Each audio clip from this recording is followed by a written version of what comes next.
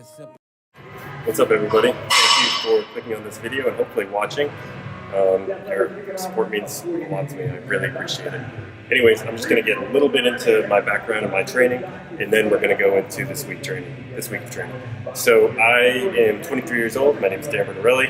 I am from Massachusetts. I've been training for 11 years. Specifically, the last 3 has been for powerlifting.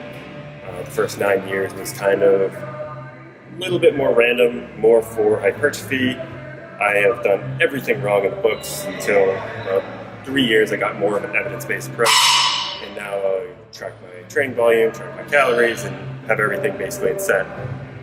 So I'm competing in my first powerlifting meet June 2nd, 2018 at Twin River Casino in Rhode Island? Yeah, it's in Rhode Island.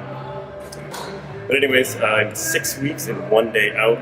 I am squatting twice a week, deadlifting only once a week. I used to go deadlift twice, but that changed after I kind of hurt my back in October, and I had no plans to compete.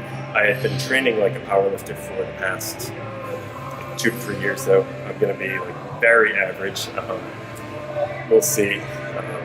But the reason I'm doing this is so I can kind of track my progress from 6 weeks out to 5 years from now, 10 years from now. Kind of go from like, he's not that great at powerlifter too.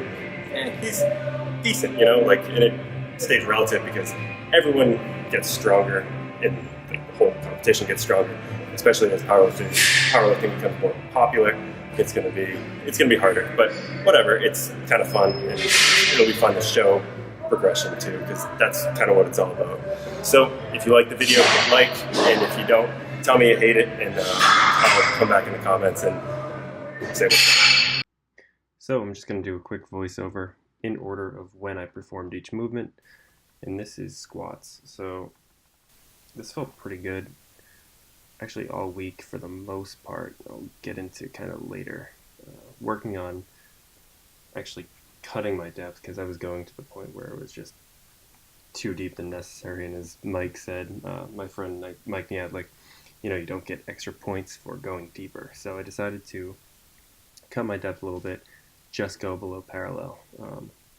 The way I squat, it probably will never be an issue on depth, but you never know, it could really surprise myself.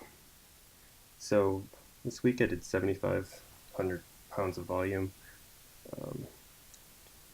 Felt pretty good, except after the squatting, my toe hurt. Like in the middle of the night, I woke up, which never happens. I've never been woken up by a toe hurting, which is the weirdest thing. But I was trying to track it down, like what's causing this? Was it from squats, wearing my wrestling shoes, which I use to bench sometimes. So I switched shoes, and I kind of thought it was my wrestling shoes, so I kind of blamed on that, and on Friday I felt that again. So this bench, wasn't super happy with how this went this week, especially this day, but I kind of picked up Wednesday and Friday. I've found if I don't do a ton of chest and shoulder hypertrophy and tricep hypertrophy, it goes a lot better, so I kind of save that for the end after my last day of benching. This bar path is not very great. My arch is not very great. I think sometimes after squatting I get lazy. I kind of think, oh, my day of compound movements is kind of done, because bench is kind of doesn't count. But overall it's going pretty well. So that was the only set I recorded from this day. And then on Tuesday I deadlifted at a super low RPE, probably like a 2. I think it was 340 on the bar, and it just kind of flew up. So I think we need to be a bit more aggressive about these, because I think my 1 rep max for the deadlift is probably close to 500 at this point. It's tough to say, only deadlifting once a week, doing singles at a 2 RPE, but time will tell, especially if we get closer. This is Wednesday's bench. How heavy was this on Wednesday? I think this was 270 for 3 sets of 4, and then I had a back off set at 250 for 2 sets of 4. I actually changed shirts here, because it's highly anabolic to wear less clothes as the training goes. Kind of keeps you going. Didn't need a spot here, I guess, and bar path looks really awesome. I think it's from the Lockdown Co. Pad, I guess it is. So you just put it down, it kind of sticks to the bench, so I was able to get that arch really well. I actually made a YouTube video that night just kind of showing that, like, when I pointed my feet out like that, I was able to push into the ground without fearing that my butt will come off the bench. So that's something, if you're a powerlifter, it could help you out there. This was probably my worst set of the week right here. It was such a grinder. My foot was killing me, my left big toe.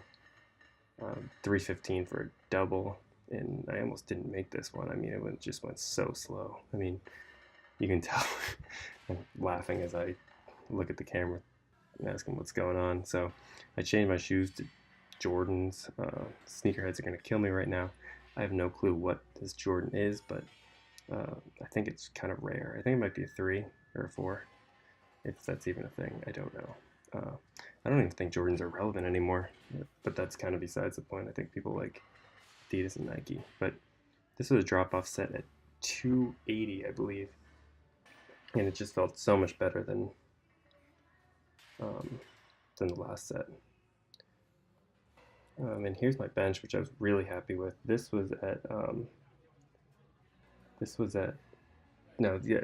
the squat was at 295, and this bench was at 285 for double. That flew. That was probably like a 6 or 7 RPE, honestly.